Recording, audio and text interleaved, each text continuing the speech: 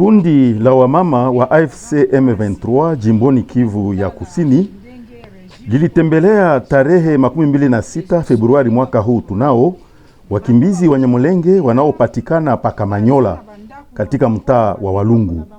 Wakimbizi hao walitoka makwao pa Uvira na katika milima ya Minembwe na Fizi sababu ya shambulizi za serikali ya Kinshasa, wakati AFC M23 ilitoka pa Uvira kwa kupana bahati kwa mazungumzo ya amani. Kundi hilo la wanawake wa AFC M23 toka Bukavu likiongozwa na presidenti wao Veronique Anunga lilipeleka msaada wa mchele, unga, mafuta, sabuni na mavazi. Veronique Anunga anafasiria katika lugha ya Lingala na kutafsiriwa na mwenzie katika Swahili. Hii magumu yenyewe mulipata na ndio maana tunakia assistance. Mama anasema tunaleta mchele, tunaleta bunga, sukari, manguo, savo. Mungu alitubariki ile kumalalamiko kulia yenu magumu, hata nasi wakongomani wa ndugu yenu ilitufikia jole kidogo tukikia baona. Manake msijisumbue, njoo vile inakuwaka. Ndio mama anasikia pale. Mungu awatie tu nguvu kwa yote ambao bisi iko.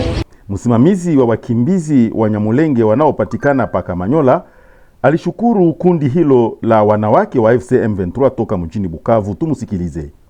Kwa jina ya wadeplase wote. Kombo ya wadeplase.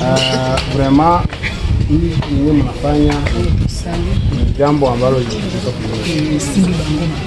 Na hapa relema inatuonyesha kama tuko ndani ya chama.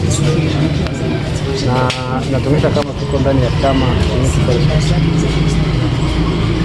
Mtaona diferensi wakati wa deplase walikimbia kutoka na Mjombo na Rurambo, walikuja hapa wa Mtaruri, walikuwa plus de 4 deplase, walimaliza 2 ans, hakuna hata autorite mmoja mwenye.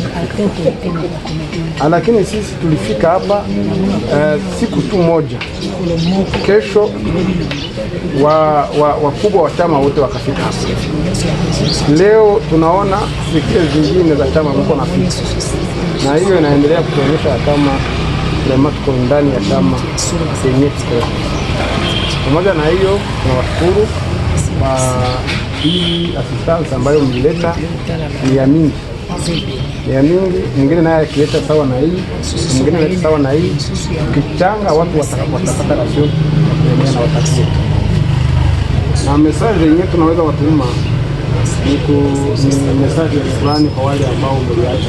Wenyewe msaidiana nao kwa ili mpate ile. Mwambie kwamba kwa deplase wenyewe wako kama Manyola niweza kufurahi sana. Kufurahi sana, tunawashukuru sana na waendelee kutuwaza. Tuwakumbushe kwamba ni tangu mwezi wa kwanza mwaka huu tunao ndio wananchi hao wanaishi Pakamanyola kutokana na mashambulizi ya serikali ya Kinshasa dhidi ya Wanyamulenge.